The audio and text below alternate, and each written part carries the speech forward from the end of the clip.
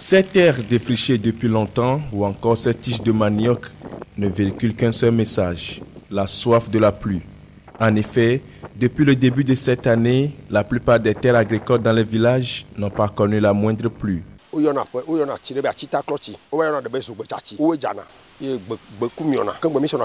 Quand bien même qu'il y ait eu des manifestations de pluie à certains coins de Lomé les 1er et 5 mars derniers, c'est seul le vent fort qui a soufflé sur ces espaces cultivables.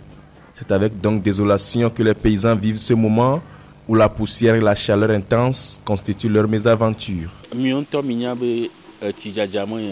Vous savez que la pluie est un don de Dieu et non des hommes.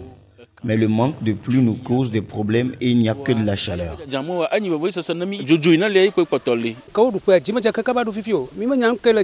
Depuis le début de l'année, pas de pluie, c'est la chaleur. Il n'y a plus de quoi à nourrir nos bêtes.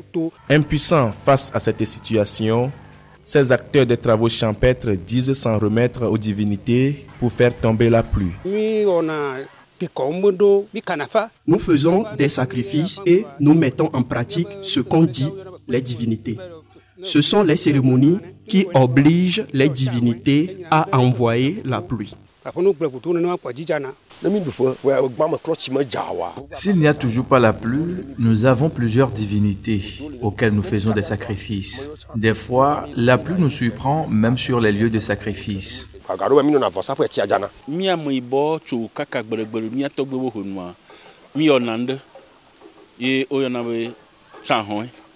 Depuis le temps de nos aïeux, ils ont l'habitude d'invoquer les divinités.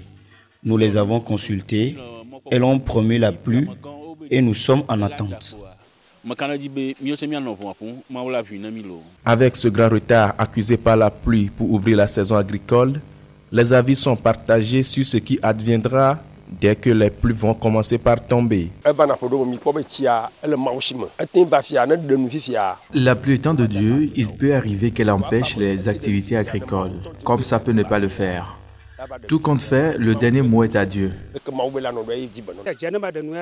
Dès qu'il va commencer à pleuvoir, il peut y avoir de pluie chaque jour, nous empêchant de cultiver. Car à ceux qui n'ont pas de case solide, mais prions Dieu de nous en préserver.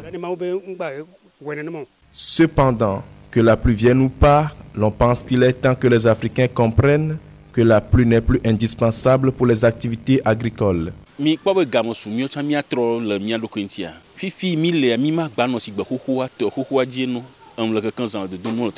Il est temps de changer de mentalité. Les choses changent avec le temps. Avec des forages, on peut facilement irriguer les semences.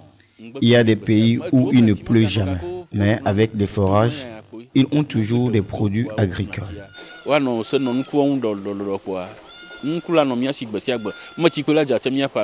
En attendant donc que des forages soient installés pour irriguer les champs, la pluie demeure pour l'heure indispensable.